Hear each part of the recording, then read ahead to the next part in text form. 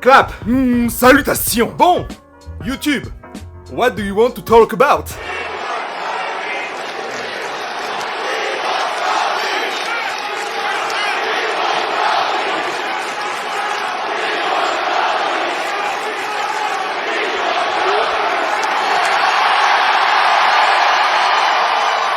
Alors, encore une fois, cette vidéo n'était pas prévue, mais après avoir vu ce qui s'est passé dans le début d'Euro du 5 février, j'étais obligé, j'ai pensé nécessaire, de réagir. Mais cette fois-ci, je vais couvrir l'Euro en entier, histoire de voir ce que ça donne. Eh oui, rien que ça. L'Euro du 5 février commence donc par l'entrée de Seth freaking Rollins. Pour l'instant, pour moi, ça fait parfaitement sens, car il doit d'abord répondre aux reproches de Roman Reigns. Et c'est lui qui doit appeler Cody au ring, et pas l'inverse. Car si c'était Cody qui appelait Seth, ça enlèverait une grande part de doute sur l'avenir de WrestleMania 40. En effet, il y a beaucoup de rumeurs qui disent que ce qui s'est passé vendredi était prévu pour faire de Cody un martyr, et rendre Cody encore plus babyface qu'actuellement. Bonne nouvelle, ça a marché. Mauvaise nouvelle, ça a fait l'effet total inverse pour The Rock. Mais ça, on y reviendra plus tard. Donc, Seth Rollins répond avec amusement au... Exactly, no pop. de Roman. I am Seth. Another big pop, how about that? Et personnellement, j'aime beaucoup cette dynamique d'affrontement à longue distance entre les deux, car c'est un affrontement qui prend sens, de par le fait qu'ils ont fait partie du Shield, de par la trahison de Seth Rollins contre Roman Reigns, de par le fait qu'ils soient tous les deux champions, de par le fait que ce soit eux qui dirigent les deux shows de la WWE, Raw and SmackDown. L'intérêt ici, c'est bien sûr d'implémenter l'idée qu'à Raw, on a des champions qui se battent même en weekly pour défendre leur honneur, le prestige de leur titre, montrer qu'ils méritent de tenir la ceinture dans leurs mains, mais aussi apporter l'envie de gagner ce titre à tous les autres catcheurs qui pensent mériter leur chance, qu'on ne leur a pas donnée. L'intérêt ici est donc de dissocier les deux shows, montrer que d'un côté il y a Raw, avec Rollins, et de l'autre, SmackDown, avec Roman Reigns. Ah non... Ah, ça marche pas trop là. C'est pour cela que ce sont Gunther et Rollins, les champions à Raw, tandis qu'à SmackDown on a Roman et Logan. Pour moi, ça sonne comme une évidence. Il y a un côté, avec les Workhorser, et de l'autre, avec les part-timers des PLE. Mais l'intérêt n'est pas pour autant de dire qu'il est meilleur qu'un autre. C'est simplement de faire la distinction. C'est à vous de faire votre propre choix. Bref, interlude fini. Cody Rhodes débarque alors, après que Seth Rollins ait entendu les chants « We want Cody ». Dans ce segment, Cody ne va pas dire grand-chose, car Rollins va prendre les devants, tout comme les chants «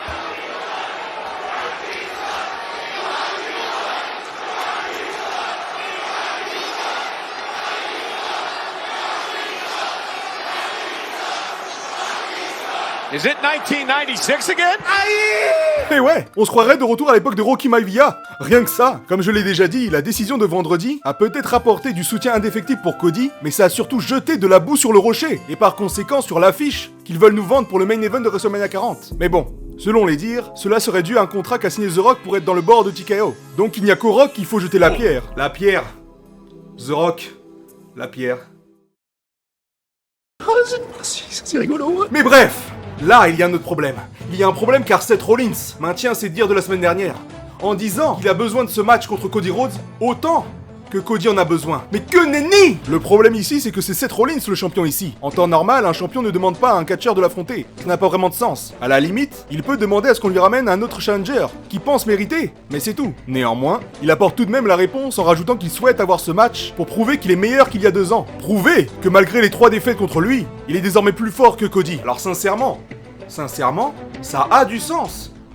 Ça a du sens si c'était Cody le champion. Mais là, ça n'est pas le cas. Donc ça tombe dans la mare comme la story de Cody vendredi.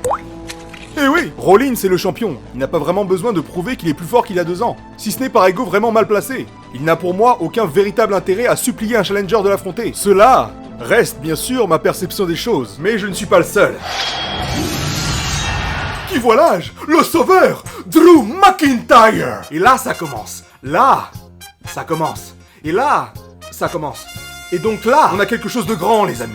Quelque chose qui se prépare pour nous cook. If you smell what the Rock is... Parce que The Rock va nous cook. On va nous cook quelque chose de grand. Quelque chose qu'on veut voir. Qu'on doit voir. Pour la route vers WrestleMania. Dans ce segment, ils ont véritablement mis un gros switch in music dans la fourmilière. Un grand coup pour réveiller les fans. Un grand coup pour répondre aux allégations qu'il y a eu sur Internet. What the hell? Alors honnêtement, pour être honnête, je ne m'attendais vraiment pas à ce que ce soit Drew McIntyre qui prenne la place de la personne qui met les choses à plat et qui expose clairement ce que les fans veulent. Bizarre. Mais avec du recul, c'est plus que logique. Eh oui, car Drew McIntyre passe plus de temps sur Twitter que moi.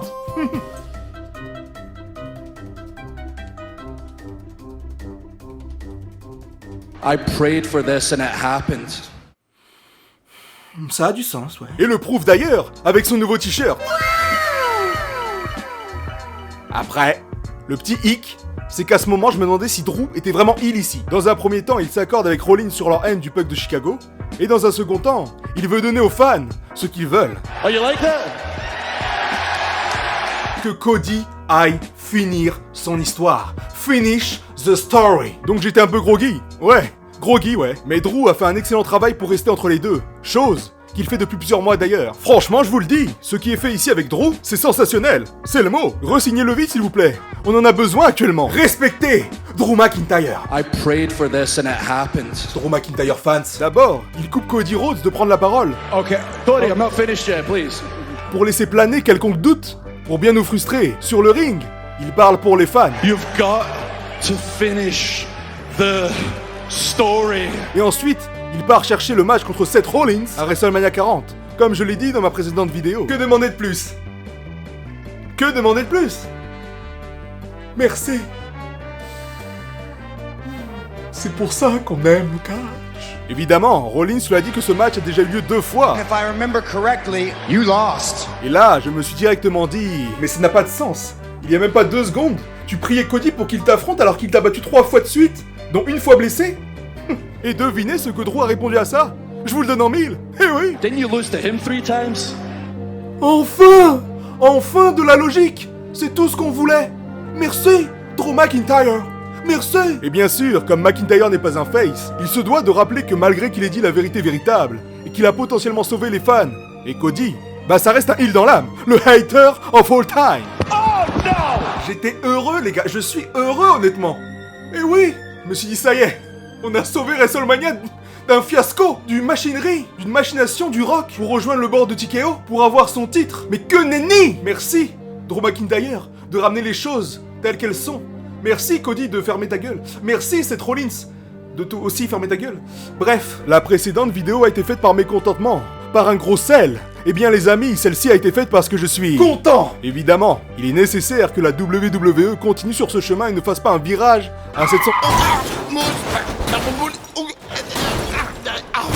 Est-ce que tout va bien, ma bella? La, la, la. Et ne fasse pas un virage à 700 degrés incohérent. Faites-nous ce Drew McIntyre contre Seth Rollins, qui paraît logique et cohérent, et qui pourrait en plus de ça, continuer avec une rivalité avec CM Punk après sa blessure. Drew McIntyre l'a d'ailleurs dit dans sa promo, Seth Rollins et lui détestent Punk. Ce n'est que bon sens. L'histoire est logique et bien écrite. Et c'est ça qu'on aime. Vive le catch! Donc si on résume ce que ce segment nous a apporté, Cody n'a rien pu dire, tant mieux. Cody n'a rien pu dire et affirmer, mais il est conscient de ce que veulent les fans, et ce qu'on veut de lui. Ça laisse donc planer les doutes, mais on en ressort positif. C'est parfait. Drew McIntyre vient mettre les pendules à l'heure, et part chercher Rollins pour le Main Event 1 de WrestleMania 40, en continuant à alimenter l'importance de CM Punk dans cette histoire, et en valorisant le titre poids lourd. Parfait. C'est parfait. Rollins, qui démontre ses raisons de vouloir affronter Cody, et de montrer encore une fois que son titre est celui des travailleurs, des méritants. Alors c'est pas parfait pour les raisons que j'ai citées précédemment, mais Drew McIntyre vient rattraper la chose, donc ça va. Bref, c'est le segment qu'on avait besoin, et le faire en début de show nous assure de passer un bon Raw. Mais est-ce vraiment le cas? Eh bien c'est ce qu'on va voir. Oui, c'est parti. Évidemment, je préviens d'avance, initialement, ce n'est pas mon format habituel, donc si ce n'est pas à votre goût... C'est nul! Donnez vos avis constructifs en commentaire, ça fait plaisir, j'aime bien. Pour l'écriture de cette vidéo, hormis le premier segment donc, je la ferai pendant que je regarde justement le show. À chaud donc. Le show. À chaud. Chaud. À chaud. Donc, le show se continue avec l'arrivée de Becky Lynch, qui va affronter Shayna Baszler pour se qualifier dans l'Elimination Chamber match féminin pour une opportunité au titre de Rhea Ripley. Eh oui, parce que le rocher a tellement fait caca partout que ça a évincé toutes les autres histoires aux alentours. Mais il faut continuer à supporter les autres catcheurs et catcheuses, ainsi que leur histoire, même les moins bien. Et aussi commencer par foutre Bayley sur les affiches, soit dit en passant. Bon, alors, le prochain match est un Fatal 4-Way Tag Team Championship Qualifier Match. Plus long le nom la prochaine fois, hein. Et je profite d'ailleurs de l'entrée du New Day pour dire que Biggie nous manque. Tu nous manques, mec. Reviens vite, si possible. la santé avant tout. Bon, honnêtement, je vais être honnête, je ne vais pas me concentrer sur le match en lui-même, bien qu'il ait proposé de belles choses, mais plus sur l'histoire que ça raconte. L'histoire avant tout. Je suis un fan du storytelling. Moi, ce que j'aime, c'est l'histoire, les storylines, l'implication que l'on a dans le catch.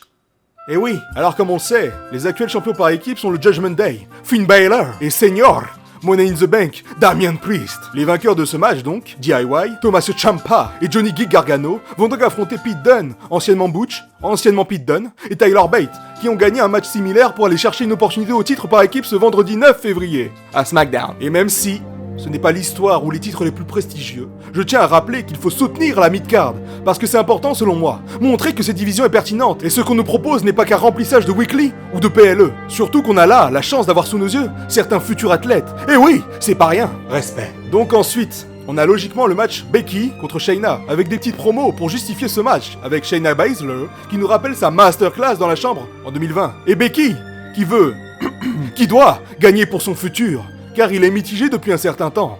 Et à l'aide d'un Man and a Slam, Becky vient à bout de Shayna pour aller dans l'Elimination Chamber. Donc là, concrètement, c'est plutôt logique. Le fait est qu'il faut une adversaire solide, bien construite, capable de battre. Oui, à Ripley.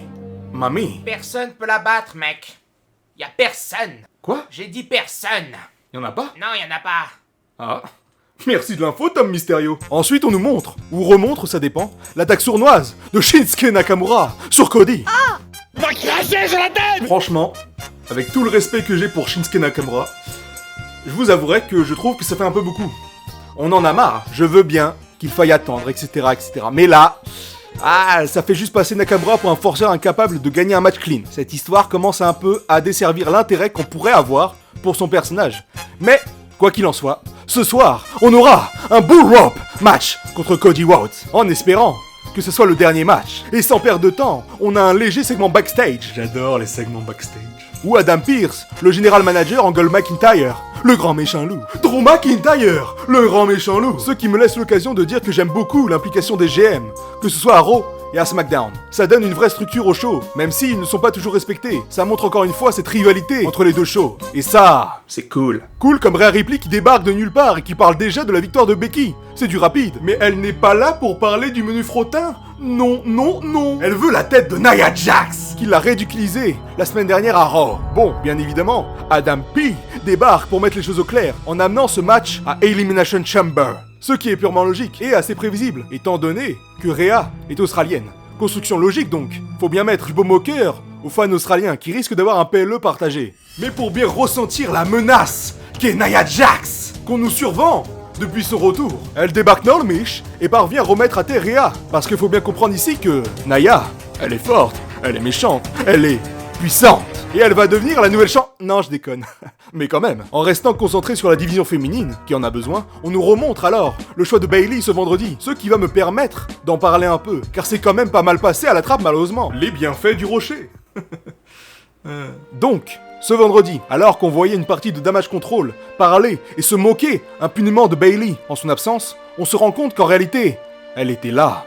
C'est vraiment pas nice. La vie, cette sale race. Honnêtement, c'était assez évident. La référence à Batista en 2005, ce banger, cette masterclass, c'était assez évident. C'est peu subtil, mais ça fait plaisir. Ce qui nous amène donc au discours de Bayley que j'ai, pour le coup, trouvé excellent. On se retire justement de la référence à Batista en 2005 pour raconter une autre histoire, celle de Bayley, qui a trop souvent été rejetée du clan qu'elle a elle-même créé. L'histoire de la rébellion, qui montre que dans la vie, il ne faut pas se laisser faire, et qu'il faut faire face à l'adversité, à l'harcèlement, même si la personne responsable est celle que vous pensiez être votre amie. L'histoire de prouver qu'elle avait tort de se moquer. L'histoire d'une babyface. Bon, mis à part le fait que ce n'était bien sûr pas subtilement amené, c'est tout de même sympa. Le discours de Bayley pour faire son face turn.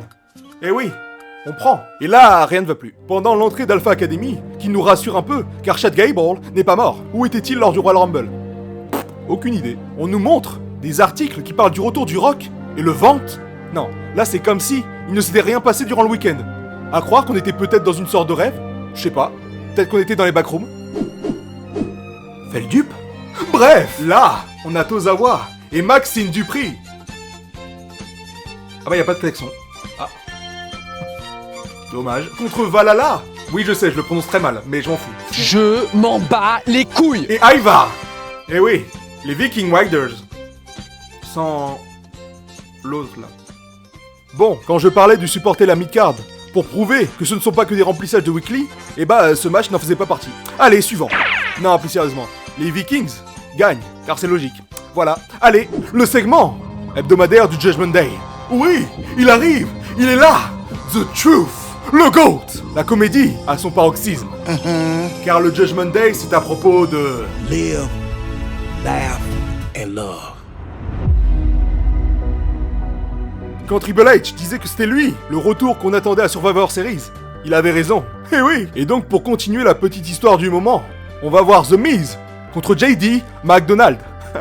Débat. Et même si c'est pas son domaine de prédilection, c'est toujours sympa d'avoir un Miz face. Because I am the Miz and I am awesome!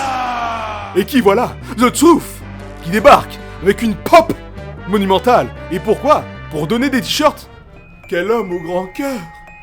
On en a besoin d'hommes comme ça dans ce monde de brutes. Et tout ça, toute cette comédie, va être foutrement marrant, mais va surtout coûter la victoire à JD. Néanmoins, j'avouerai qu'il ne faudrait pas trop tourner ça en rond.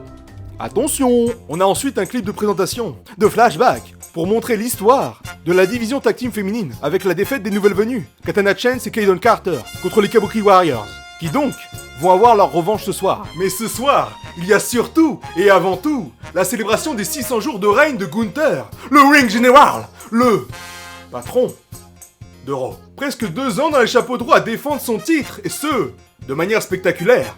C'est amplement mérité, le Ring General, le heel qu'on aime. Et Imperium sont d'ailleurs là pour s'assurer que ça le soit. Et comme dans ce Raw, on semble vouloir assurer une logique cohérente dans les histoires, il y a Braun Breaker qui arrive face à Imperium, nous teasant peut-être, potentiellement, un Gunther contre Braun Breaker à WrestleMania 40. Étant donné que c'est lui le dernier à avoir battu le Ring Général, cela serait bien vu que ce soit encore lui qui le fasse. Pourquoi pas? Mais, il faut bien sûr que ce soit construit et crédible. Sinon, on aurait eu Corbin, champion incontesté de la WWE depuis bien longtemps. Car, pour rappel, c'est lui le dernier à avoir battu Roman Reigns en AV1.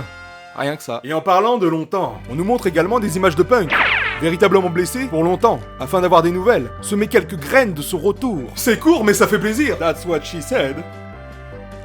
Arrive donc la célébration des 600 jours de règne du Ring General, en tant que champion incontesté intercontinental. Amplement mérité. Eh oui, le patron, c'est lui, et il le sait. On le sait. Mais ce serait aussi l'occasion de savoir ce que réserve le futur de Gunther sur cette route vers WrestleMania 40. Eh oui! Hormis Cody, s'il y a bien un face ovationné et aimé du public, c'est bien Jey Uso. Que dis-je? Main event! Jey Uso. Alors, je ne coupe pas directement court à la possibilité de voir Jey Uso champion, mais là, immédiatement, j'imaginerais un match à Elimination Chamber entre les deux, avec Jimmy qui causerait la défaite de Jey, et qui amènerait donc le match entre les deux à WrestleMania 40. Cependant, le fait est qu'il paraîtrait que Gunther ne peut pas quitter les États-Unis par souci administratif. Bon, je ne sais pas si c'est vrai, je ne sais pas comment ça marche, mais après, si jamais c'est le cas, cette histoire peut se faire à Raw également, bien que, évidemment, ça soit moins prestigieux, moins logique, puisque Jimmy est à SmackDown. Pour moi, personnellement, c'est ce que je vois immédiatement quand je vois les deux sur le ring, avant même qu'ils ne parlent. C'est dire, cependant, les chants Yeet. The longest IC champion in WWE history. The Ring General, Gunther. Qui remplace les watts habituels de Stone Cold, et le respect mutuel entre les deux me ferait douter, mais le Ring Général remet les choses au clair, remet également les pendules à l'heure, en affirmant que lui a fait ça de lui-même, tandis que Jey Uso, seulement à 50%. Et là, pour notre plus grand plaisir, on nous rappelle pourquoi Jey Uso est le deuxième face de la compagnie. Bon, sans surprise, ça se bat avec Randy Orton et LA Knight, mais Randy est une légende, plus trop besoin de le mettre dans des classements, et je mettrai quand même derrière, mais ça se débat, ça joue, qu'il mériterait une chance, et d'être le nouveau champion intercontinental. Yeet! Yeet! Let me hear you say yeet! Et franchement, ce segment, je l'ai trouvé incroyable, bon, génial, pour mettre en place une rivalité nouvelle pour Gunther, mais également pour Jey Uso. Yeet! Car il pose, il met au devant de la scène une possibilité qui ferait plaisir. Il montre également que le titre intercontinental, c'est du solide. C'est un titre autant, voire plus important pour le moment que celui de Rollins. Bien que ça reste la haute mid-card, faut pas l'oublier. Évidemment, ça ferait plaisir de voir ce match, mais on n'oublie pas la possibilité que j'évoquais précédemment, à savoir que Jimmy empêcherait Jey d'être champion. Il l'a bien fait une fois, Pourquoi pas deux? Et en plus de ça, par-dessus le marché, on consolide la rivalité entre le New Day et Imperium. Bref, grandiose, tout simplement. S'ensuit une promo à froid de Shinsuke Nakamura, comme on a l'habitude d'avoir depuis quelques semaines, pour expliquer le pourquoi de la stipulation du match, le Bull Rope Match. Match ayant fait la reconnaissance de la famille Rose, mais aussi de remettre une petite couche sur le We Want Cody. Mais avant de pouvoir apercevoir ce magnifique match, je l'espère, nous avons donc la revanche pour le Tag Team Title féminin. Des titres qui se doivent d'être relevés, car c'est là l'intérêt d'un titre, rendre pertinent une division entière, qui d'ailleurs regarde le match en backstage.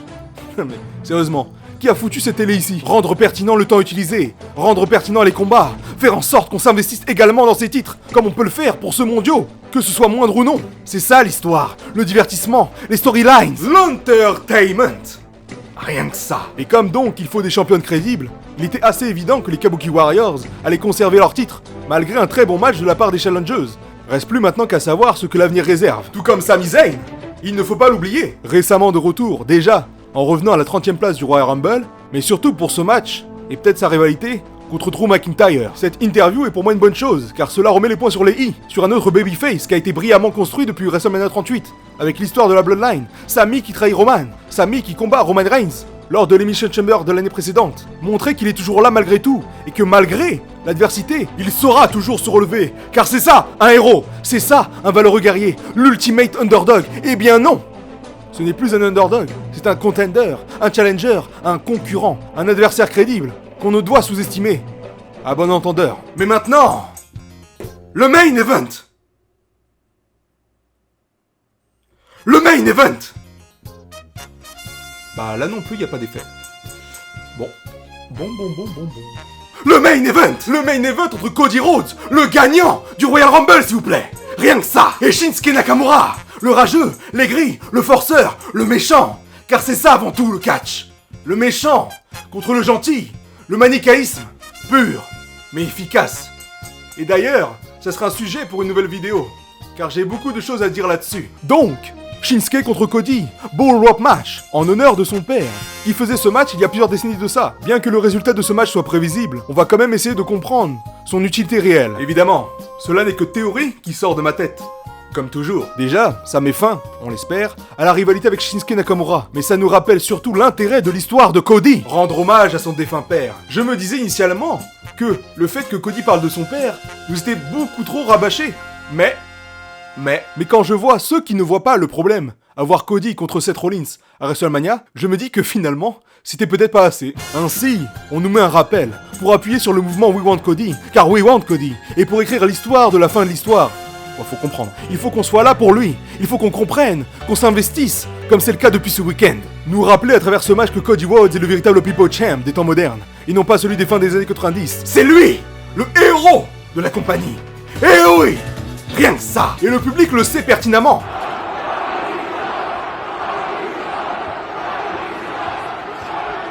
Et c'est pour cela que sa victoire est prévisible, mais très efficace, pour laisser planer le doute de la route vers WrestleMania 40, qui va s'avérer plus qu'intéressante à tous les niveaux, grâce à ce Raw, qui a été purement excellent selon moi, pour remettre les choses en ordre dans les storylines, et en ramener de nouvelles, malgré quelques creux et... Oh, Drew McIntyre, le rageux of all time, qui vient terrasser Cody. Mais qu'est-ce que ça signifie? Eh oui, il vient rappeler que c'est lui, le grand méchant loup du show rouge, Drew McIntyre. Il apporte la flamme, la smoke, que les fans veulent dans le premier segment, pour l'éteindre à la fin du dernier. Mais qu'est-ce que ça signifie? Que veut réellement Drew McIntyre? Veut-il le titre poids lourd de Seth freaking Rollins? Ou alors veut-il empêcher Cody Rhodes de toucher à la ceinture de Roman Reigns? De toucher à l'or, tout simplement. Eh bien ça on le saura plus tard, car c'est ça, la route vers WrestleMania, le suspense qu'apporte cette route en question. Comme dans Pokémon, la route de la victoire, ça n'a rien à voir, je sais. Du suspense à l'état pur, qu'on veut, et qu'on a le droit d'avoir, pour cette route vers WrestleMania 40. Et les amis, comptez sur moi pour couvrir l'événement, car c'est ça le catch, et nous... We love catch!